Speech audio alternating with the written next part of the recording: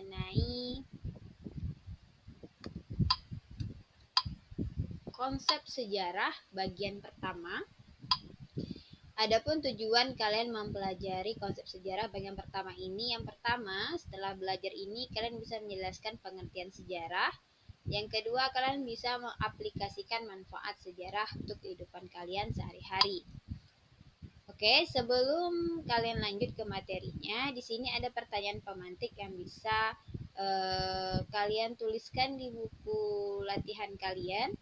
Yang pertama, pertanyaannya, tuliskan atau ceritakan peristiwa penting yang pernah terjadi di kehidupan kalian. Untuk menjawab pertanyaan ini, kalian bisa melihat ke poin yang kedua dengan menjelaskan secara terperinci apa peristiwa yang pernah kamu alami, peristiwa penting yang pernah kamu alami, kemudian di manakah peristiwa itu terjadi, kapan peristiwa itu terjadi, siapa saja yang terlibat dalam peristiwa itu, dan tuliskan sumber sejarah yang dapat menjelaskan tentang peristiwa penting tersebut. Sumber sejarah yang bisa membuktikan bahwa peristiwa itu benar-benar terjadi. Silahkan pertanyaan pemantik ini ditulis di buku latihan. Nanti ada sesi kalian mempresentasikan hasil pemahaman kalian mengenai pertanyaan ini. Kemudian kita masuki ke pelajaran intinya, yaitu pengertian sejarah. Nah, di sana kalian bisa melihat ada gambar pohon. Kemudian di sampingnya ada pertanyaan yang pertama, apa yang kamu pikirkan ketika melihat gambar pohon di samping? Jadi jika melihat gambar pohon ini, kira-kira apa yang kalian pikirkan jika dihubungkan dengan sejarah? Kemudian yang kedua, jika dikaitkan dengan kehidupan kalian, apa kira-kira hubungan antara pohon dan kehidupan kalian? Ini juga silahkan dijawab di buku latihannya. Jadi, ketika kalian melihat gambar di samping, kira-kira apa yang kalian pikirkan? Dan apa kaitannya dengan sejarah?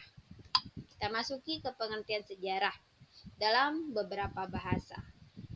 Yang pertama, sejarah berasal dari bahasa Arab, yaitu syajaratun yang artinya pohon. Nah, ini sudah ada clue yang pertama untuk menjawab pertanyaan tadi.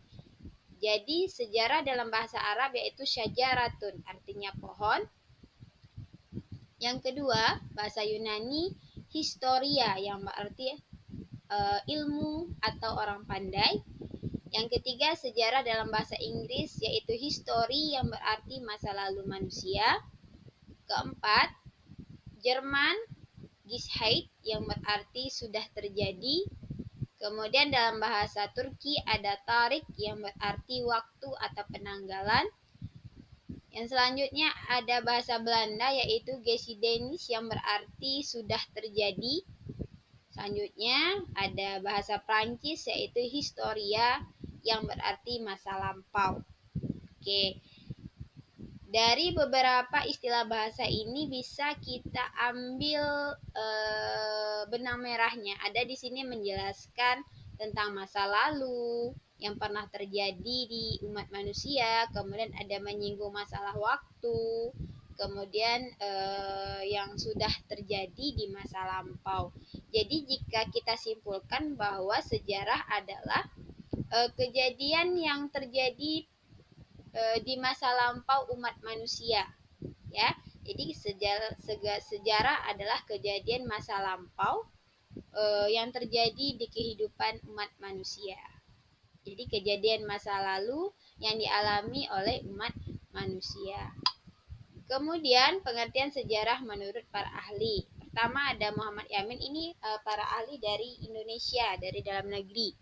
Dia mengatakan bahwa ilmu pengetahuan yang disusun atas hasil penyelidikan beberapa peristiwa yang dapat dibuktikan dengan bahan kenyataan. Jadi peristiwa yang terjadi itu ada fakta yang bisa kita pertanggungjawabkan.